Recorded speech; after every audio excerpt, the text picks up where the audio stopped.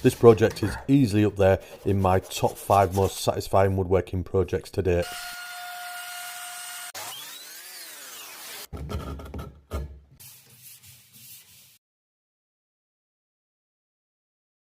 Lately I've become intrigued with Japanese woodworking. I found this joint called the Shiro Joint or Castle Joint. I attempted a few trials, I even made a small side table. I really wanted to use the joint in making a bigger piece of furniture, and luckily for me a friend requested a piece that was going to be perfect for such a joint. Knowing that I'm no longer taking custom orders unless I'm truly tempted by something special, she asked me anyway. I listened to what she wanted and we discussed the details. Luckily for me, and hopefully for her, we agreed I could use my imagination, so long as the piece met her needs. Some simple rules for me to follow were put into place. 1. The width needed to be 2,400mm. The depth 1,000mm and the height 800mm. 2. Materials to be used were redwood pine to keep the cost within budget. No. And lastly, number 3, a durable finish is required as the furniture is going to be used for arts and crafts. This is because Karl is a fantastic artist and has even had work published in art publications. So for me, this was an added pressure because I wanted to do Karl and her art justice with a piece of furniture that would inspire her. We agreed a price and I eagerly set about acquiring the timber from my local merchants. Redwood is still surprisingly expensive here in the UK, but it's the most easily accessible material and definitely cheaper than hardwoods. Redwood is also easy to work with and is gentle on your tools.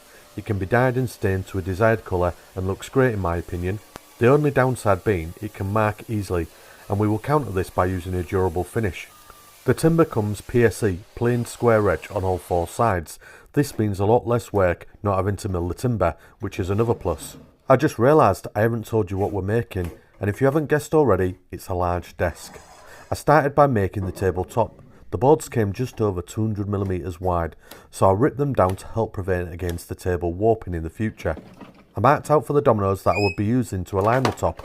Totally not necessary for strength, just alignment. You could also use a biscuit jointer, but I wouldn't advise using dowels as these are very difficult to align perfectly. As the old saying goes, a poor craftsman blames his tools, so I'm not saying you need to buy expensive tools, but they do make it slightly easier. My advice is buy the best possible tools you can afford at the time and then upgrade as and when you can afford it. The glue I'm using is Screwfix no nonsense standard PVA wood glue. I either use this or Everbuild 502, which is better for exterior use and things like chopping boards. Neither of these glues have ever failed me, so I don't buy into buying the big brands. Save a few pounds on wood glue towards buying new tools here. As the table was so wide, I did the glue up in 2 halves. 5 boards on one and 6 on the next. The dominoes do make it tricky to put together because they're so tight, so I like to put one board on top of another and tap them in gently. This is easier than having them laid flat. I then use as many clamps as needed to make sure there's no gaps. On this one I had to put my 110 kilograms on it to keep it flat while Jacob tightened the clamps progressively tighter until the table was totally flat. For regular viewers of the channel, some good news. Jacob is back after spending a year working for another furniture company. Wow, how fast did that pass? He's now working full time producing videos for our new channel, Upcycle Furniture Finds. So if you haven't seen it, go check it out after watching this of course. He's also running our Facebook, plus helping his old man. It was then time to start working on the fun part, the base and the Shiro joints. I started by marking out all the joints, 5 table legs, 2 side aprons, a back apron and 3 central supports. It's essential the timber is square when doing this type of joinery and your marking out is as accurate as possible. Here are a few tools that are inexpensive but super handy. A wheeled marking gauge, a small engineer's square and a small combination square. The latter 2 I use daily. I use a pen to highlight the marking gauge and knife lines so I can see them easier when I go over to the table saw. The jig I'm going to be using next is probably the best jig I've made for my DeWalt table saw. It gives infeed support, lengthens the fence and you can use an array of accessories such as this tendon jig. I'll leave a link in the video description where I go through how I made it. My only issue now is I've upgraded my table saw to a saw stop, so I need to figure out how I'm going to make it work on a different fence. I'm sure I'll make it happen though, fingers crossed. The only issue with using these types of jigs on your table saw is the lack of a crown guard. I don't advocate removing the crown guard, but the decision's yours. Unfortunately, the depth cut on my table saw is not enough to complete the cut, so I had to finish the last 40mm by hand.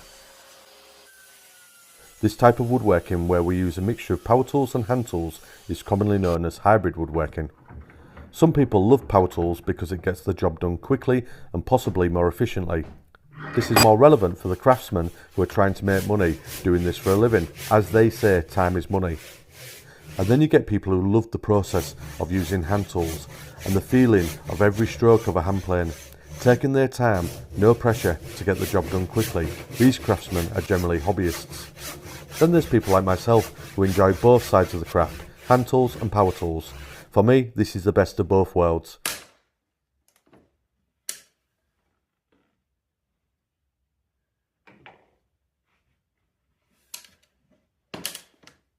Bit posh, isn't it?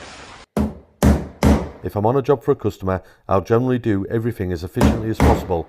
This normally means using power tools. If I'm here on a weekend doing something for myself, I might use purely hand tools or a combination of both. Now let's take a moment to admire these beautiful chisels that make me look like I actually know what I'm doing for a change.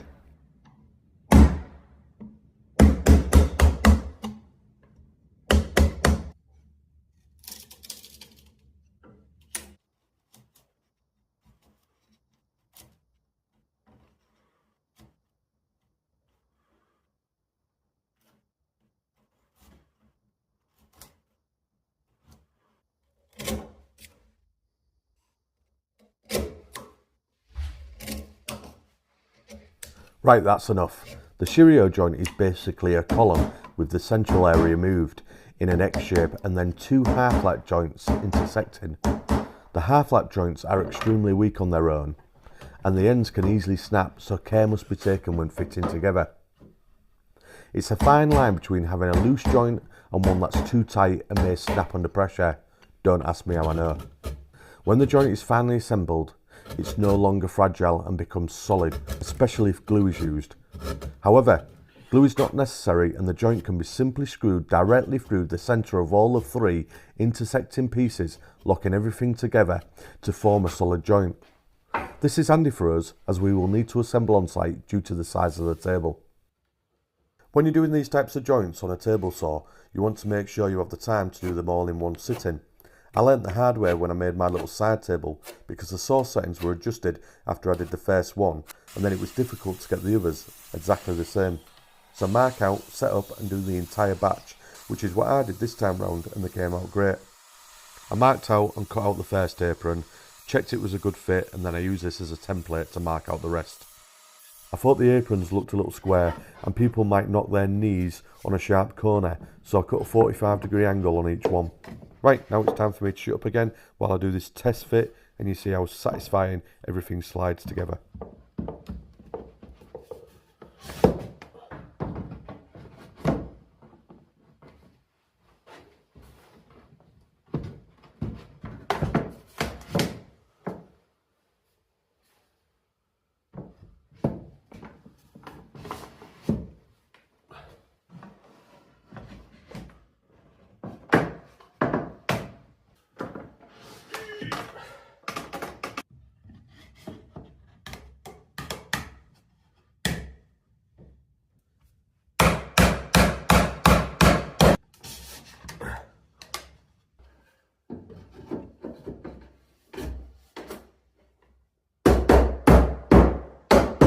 I decided the legs needed some lateral support, so I cut some diagonal braces, keeping in the theme of the oriental style I was hoping for. My only issue was these needed to be fixed into position on site. I considered dominoes or dowels, but I wouldn't be able to glue and clamp these in position.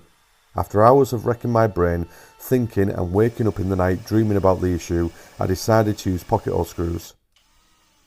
I know this is in no way in keeping with the theme, but I couldn't think of anything else that would work. I'll be able to hide them so they won't be visible, but I still wasn't overly keen on the situation. If anyone has any ideas on what would work better in this situation, please feel free to let me know.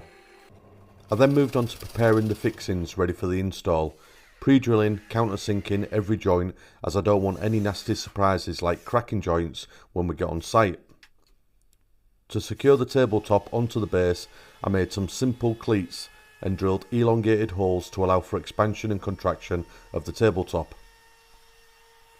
The top was kept nice and simple, a small chamfer on the underside with a fairly large round over on the top, mainly for comfort reasons.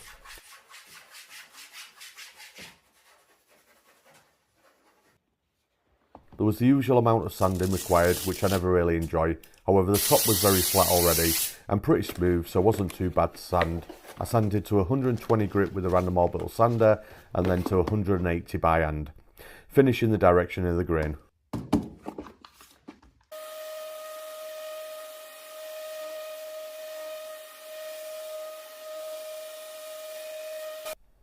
If you're a woodworker in the UK, you'll have definitely heard of the finish I'm using on this project.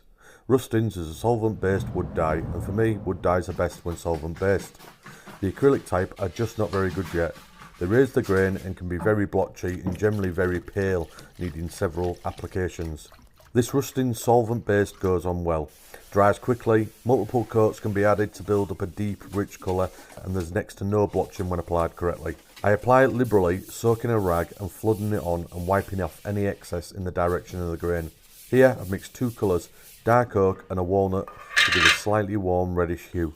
The base receives the same dye followed by a coat of finished walnut varnish wax, which really does add a lovely depth of colour and a satin sheen. Simply brush on, wipe off, leave for 15 minutes and buff gently. For the top coat I use an acrylic varnish designed for flooring. This will add a super durable finish. If you use a solvent based dye like I have and then an acrylic top coat, make sure you let the dye thoroughly cure over a couple of days or it may bleed into the varnish. I added 5 coats in total, denibbing in between at 400 grit, and finally added a coat of orange scented beeswax.